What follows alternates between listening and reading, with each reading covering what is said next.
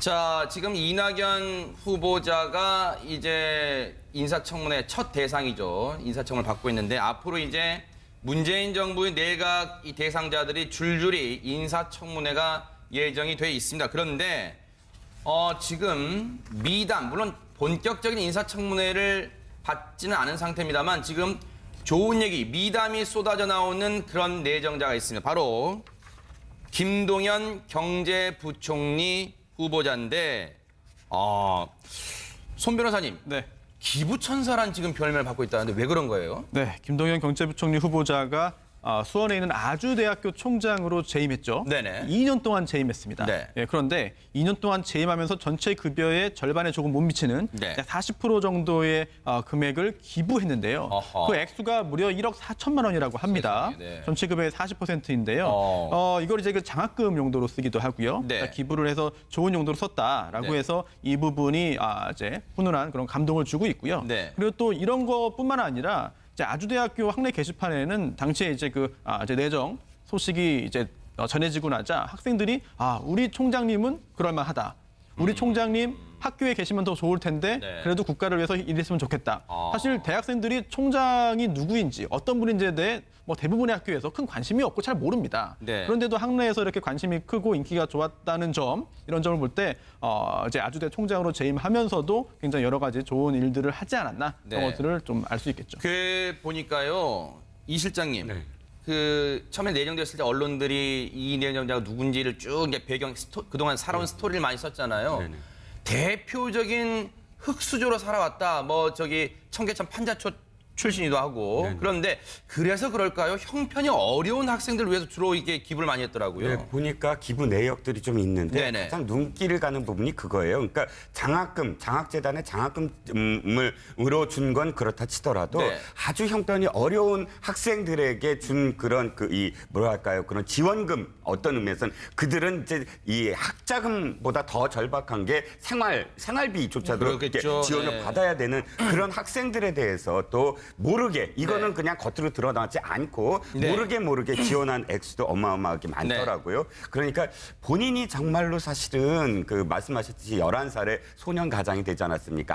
할머니부터 어머니 그다음에 동생 셋을 11살부터 판잣집에서 또 그다음에 판잣집조차 허물어지니까 성남으로 또 이사를 해서 그때부터 사실은 자신이 이제 이 가장이 됐는데 그러니까 33살의 나이로 돌아가신 아버지 곁으로 빨리 가고 싶다. 이런 생각까지 했었대요. 그 네. 나이에. 그런데 그러면서 사실 자기가 그 쓰레기통에서 있던 고시책 한 권을 보고 내가 고시를 봐야 되겠다 마음을 먹고 이렇게까지 됐는데 네. 그 시절을 잊지 않고 어쨌든 아주대에서 네. 총장이 돼서까지 그 자신의 월급의 40%를 저렇게 지원을 했다면 네. 이 사람의 어떤 진정성이랄까요? 네. 지금 살아온 궤적 속에서의 진정성이 그대로 드러나는 한 단면이 아니겠느냐 싶습니다. 아주대 학생들이요, 지금 우리 총장님 보내드리기 싫어요. 지금 SNS에 지금 글을 올리고 지금 난리가 났답니다. 이렇게 좋은 총장님 왜 데려갑니까? 물론 이제 그런 기쁘면서도 지금 아쉬우면 이제 그런 표현을 하고 있는데, 김 의원님, 지금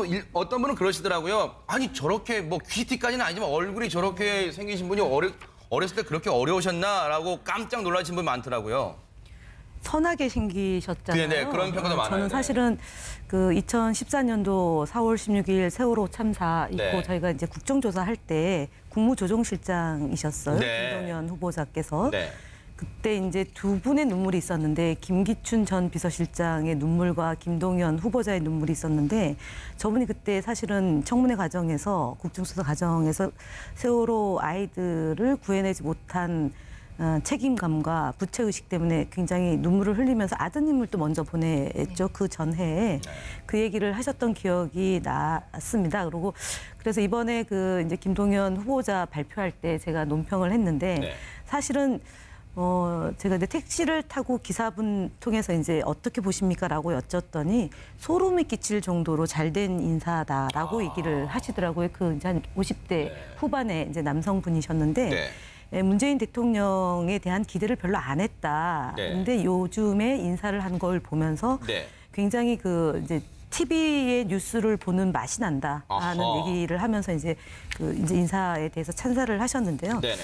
저는 이제 삶의 궤적을 통해서 이제 정책도 나오는 거고 그 공약의 실현 여부도 나온다고 보고요. 네. 어쨌든 김동연 후보자의 이런 그 미담이 국민들에게 훈훈하게 알려지면서 정말 그 이 기부에 대한 생각들을 또 다시 한번 하게 되는 거고요. 그다음에 잘 하실 거라고 네. 믿어 의심치 않습니다. 그러니까 스토리만 있는 분이 아니고요. 이제 사실 MB 정부 때 기재부 차관을 했었죠. 아하, 네. 그래서 뭐 저희 같은 경우에 이제 원내 공보부대표 대변인을 하면 그 관계부처 장관이나 차관이랑 통화를 할 때 이분이랑 통화를 하면 사실 그 속속들이 샅샅이 구체적인 사항까지 잘 파악하고 있었어요. 아, 다른 그래요? 부처 예산이나 아니면 그 상황 같은 거에 대해서 이제 그 김동연 차관한테 전화 걸어서 물어보면 된다 네. 이럴 정도로 그러니까 아마 그렇게 어려운 환경에서 뭐 그렇게 들어와서 아마 저 쟁쟁한 사람들 틈에서 실력을 또 인정받았겠죠. 아하. 그러니까 스토리만 있고 상징성이 있는 인물일 뿐만 네. 아니라 실력까지 있기 때문에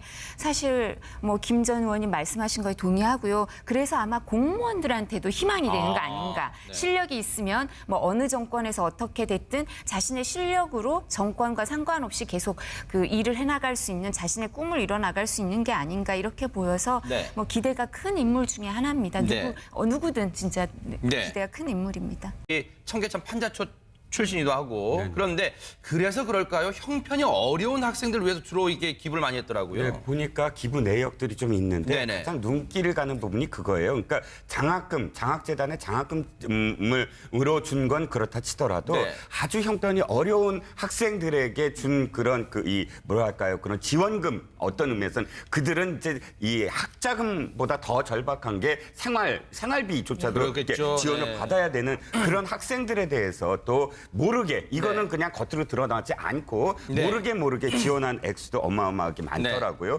그러니까 본인이 정말로 사실은 그 말씀하셨듯이 11살에 소년 가장이 되지 않았습니까?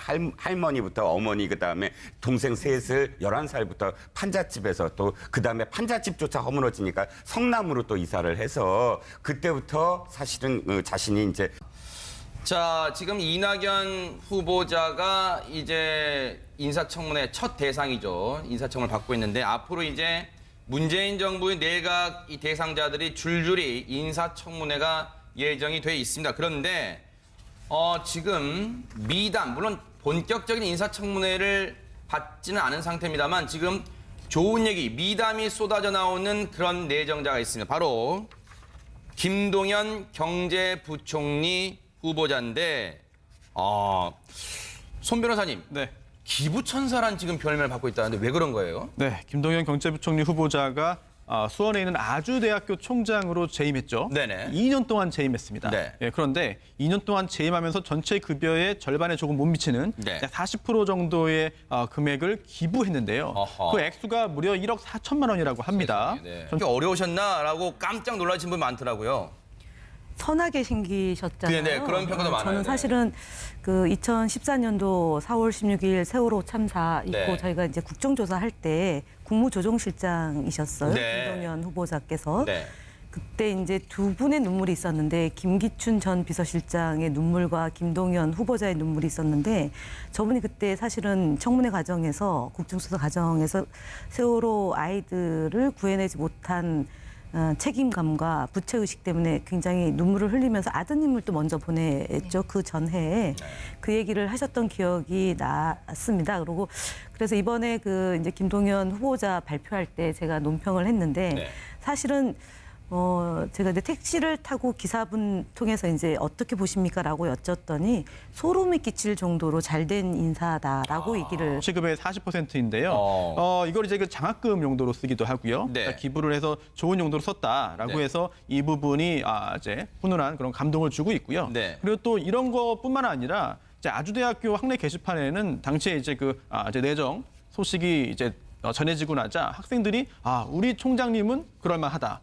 우리 총장님 학교에 계시면 더 좋을 텐데 네. 그래도 국가를 위해서 일했으면 좋겠다. 아. 사실 대학생들이 총장이 누구인지 어떤 분인지에 대해 뭐 대부분의 학교에서 큰 관심이 없고 잘 모릅니다. 네. 그런데도 학내에서 이렇게 관심이 크고 인기가 좋았다는 점, 이런 점을 볼 때 이제 아주대 총장으로 재임하면서도 굉장히 여러 가지 좋은 일들을 하지 않았나 네. 그런 것들을 좀 알 수 있겠죠. 그 보니까요, 이 실장님. 네.